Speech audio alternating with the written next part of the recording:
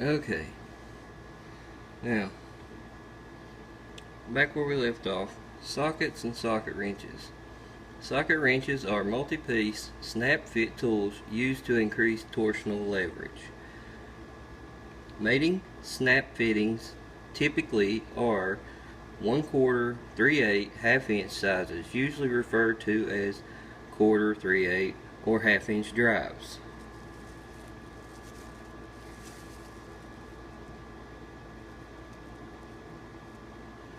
Ratchet. You have lever locks one direction to turn fastener and ratchets to the other direction to allow multiple strokes. Switch is able to change lock and ratchet directions. Can accept long extensions for accessing hard to reach parts. Then we go to breaker bar. Breaker bar is designed to break free tight fasteners, usually heavy duty non-ratcheting long bar for extra leverage. Misused for tightening and can easily over torque and strip fasteners.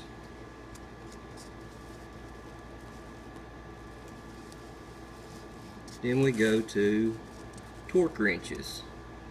Torque wrench, used to control the amount of torsional force applied to a fastener. Should never be used to remove a fastener. Many variations available. Beam type, dial type, click type, digital. Must be set at 0 for storage. Please remember, if you use a torque wrench, this was really specified by my teacher, that anytime you use a torque wrench, that you should set it back to 0.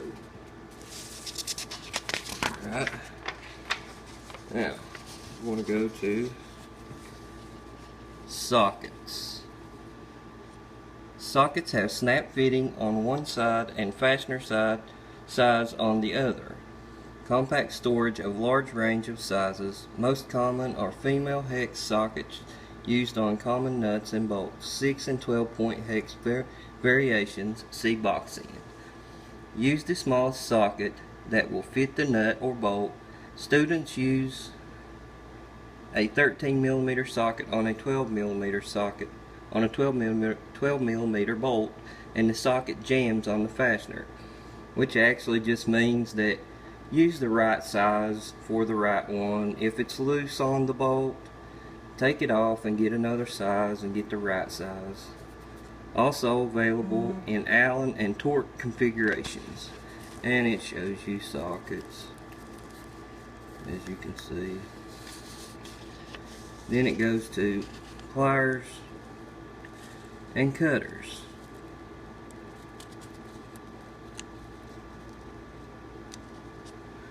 Pliers are scissor-like leverage tools designed to clamp or spread parts. Do not use pliers to hold bolts or nuts. Low torque tool, which means it'll round a bolt off. Needle nose pliers, tapered tip to grab small parts and work in confined areas. Can be used to form wire into a circle. Back of working face is round. Tip will bend out if too much force is applied, which basically means that if you try to put too much force into squeezing them, they'll bend.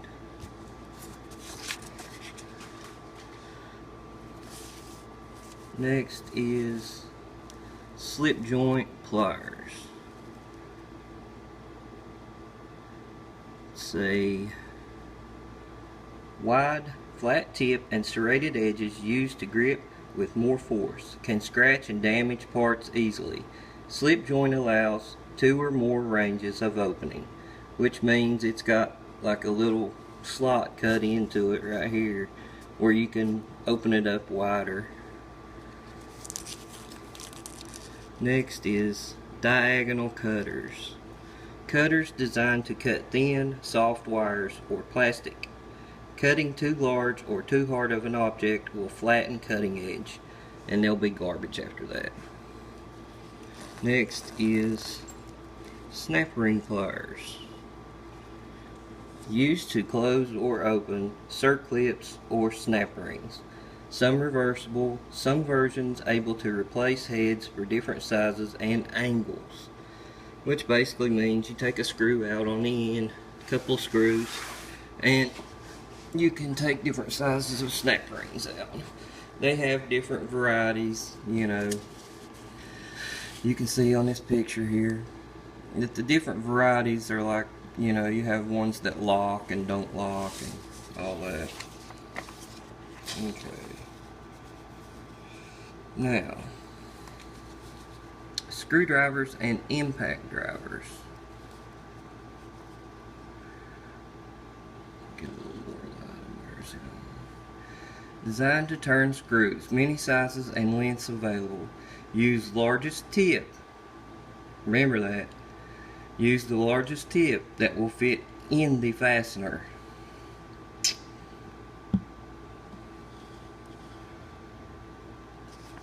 Okay. Next, we're going to go to slotted or flat blade driver. Slotted or flat blade driver. Flat blade sets in screw head slot. Low torque tool. Minimal use in current motorcycle applications because it strips easily. Misused as a pry bar and can break or slip, causing damage or injury. Then you go to a Phillips driver, which is, most of you know. I know this is going to be the most boring one, because it was for me, the first little series here. But I'm going to go through it because we went through it. 4-point tapered blade fits into mating screw head pattern. Large contact area. Then flat blade screwdrivers. Larger, as you can see. Says able to take higher loads than flat blades, but still intended for low torque applications, which a lot of it's on you know, like carburetors and water clamps and stuff like that, that's on your hoses or whatever.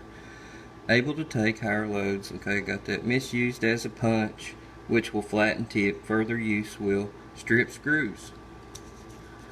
Okay, then you got an impact driver, which it's not talking about like an air impact. It's talking about an impact driver that you smack with a hammer.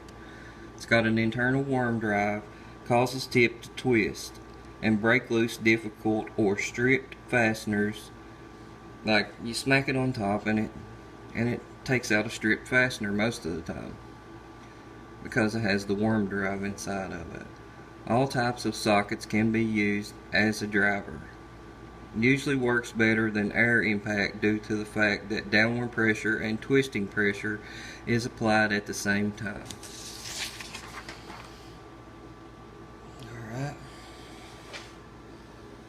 Now, we're going to go on to Allen heads and Torx heads.